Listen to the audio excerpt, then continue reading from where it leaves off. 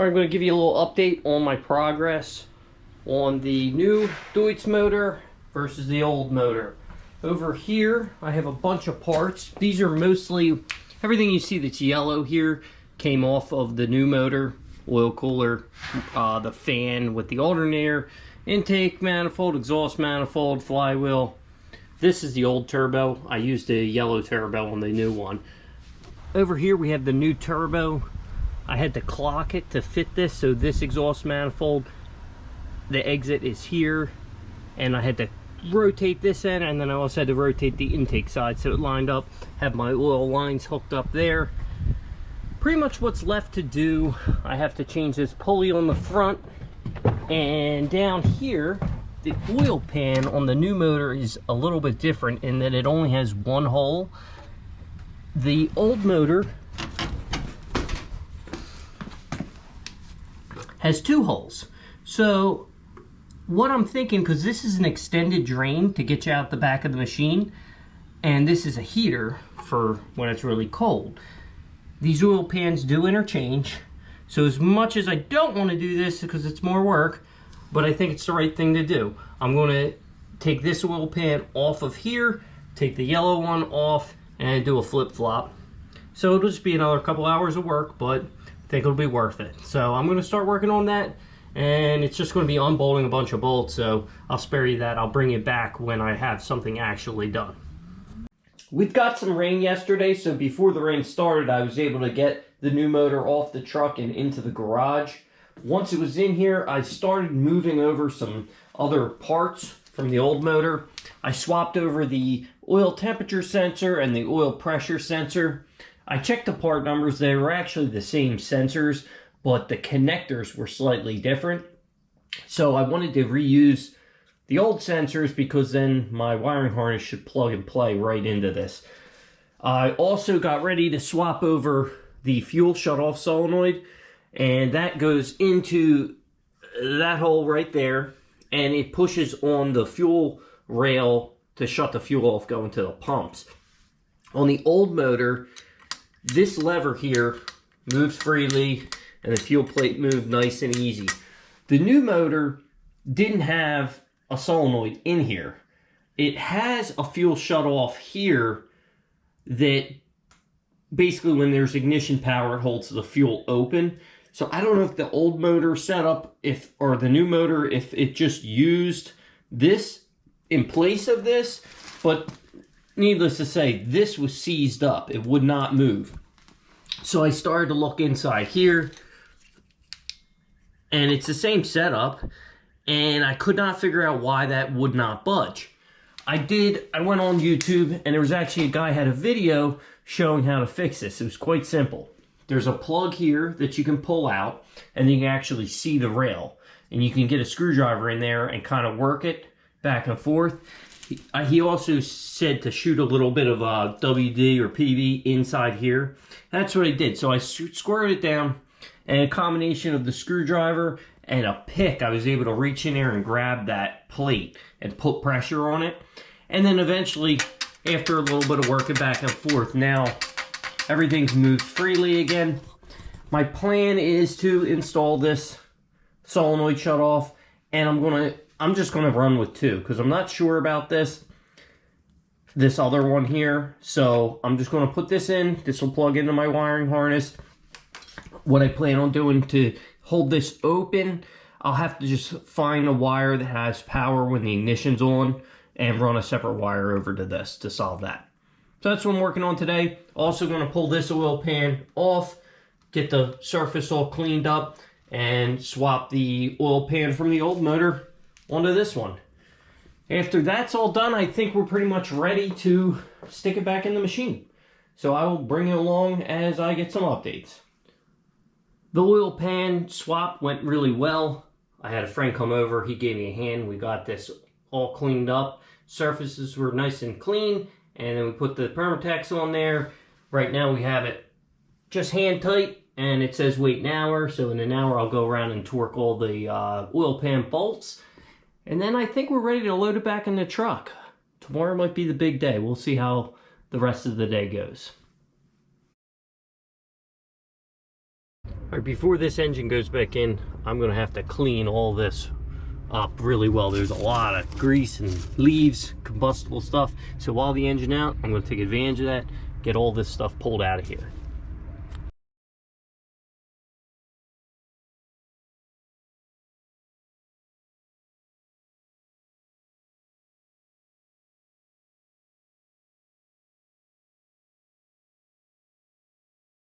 All right, got the engine bay pretty clean, fairly happy with it. We got about a full 5-gallon bucket of grease and mud out of this thing. So now I'm down to the fuel tank. I can't wash it where it's sitting because it's on the blacktop, so this is going to be as good as it gets. I am going to try to poke a wire down this drain hole to see if I get that water to drain out the bottom plug. But I got everything vacuumed, everything scraped down. These fuel lines are a little soft, so I'm going to definitely change these since I have easy access right now. All right, I will bring you back when we start sticking the motor back in this thing. All right, with a little help, we had 2 helpers, and we wrestled this thing in. It wasn't too bad. We were able to seat this motor mount first.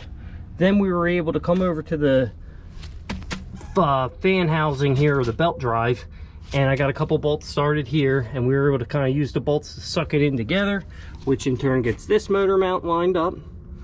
Then was the fun one in the back. This one, if you look straight at the tip of my finger, there's a nut down there that attaches to this motor mount bracket. We were able to get this started because this bracket here was loose. So I got those started in there. The problem was the bolt end of that fell down inside to the abyss. So on here, we were able to lay down a blanket, and we were able to reach a hand in there with a short 19mm wrench and get the bolt back up where it was with a wrench on it. And then I was able to use a long extension that came up into this area, and we were able to snug that down. So the next thing I'm going to do is just snug up. I have to snug up these bolts on the motor mount back here, and then I'll snug up the front, and then it'll just be some monotonous little reassembly of different hoses and lines.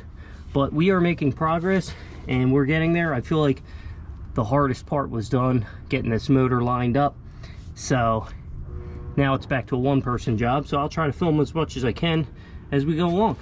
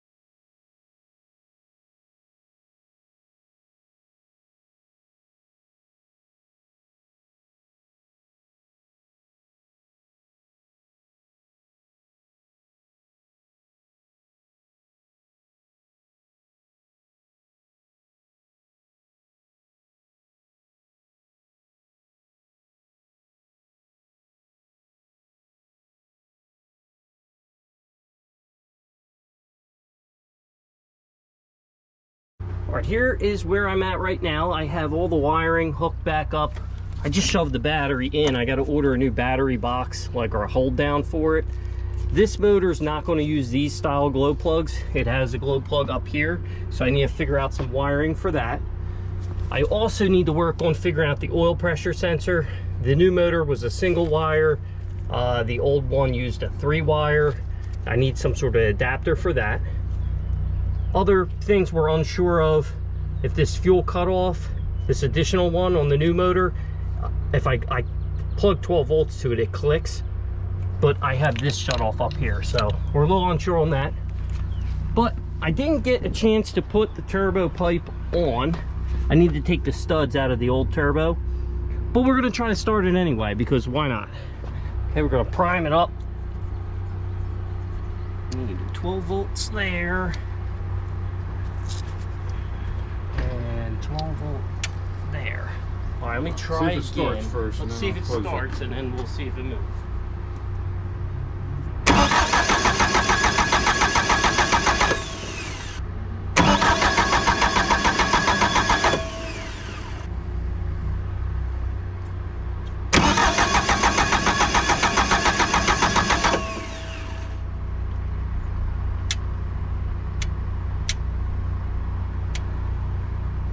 That's on. I don't know, unless it doesn't like this. That should be the same. It was still clicking. Oh, you know what? When you cranked it, might have taken it away. Yeah, that's what I was thinking. Maybe it...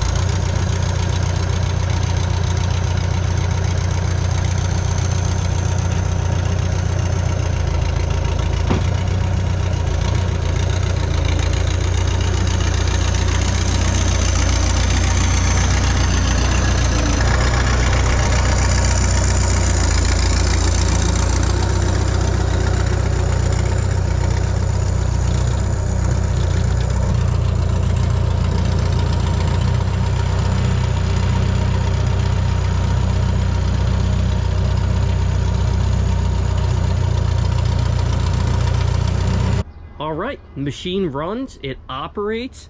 This is really exciting.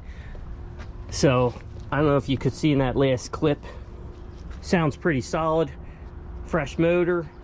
The boom cylinders, I suspect, are bypassing slightly inside, because I did notice when I was hooking up the bucket that the arms were drifting down a little bit. So that's going to have to get addressed, but that's all part of the project. Kind of figured I'd have to do that anyway. But I'm glad that the hard part is done. The heart of the machine is back in it. Just a few little cleanup things with some wiring. And I'm going to get some parts ordered tonight. So thank you for watching, everyone. And we will see you on the next video.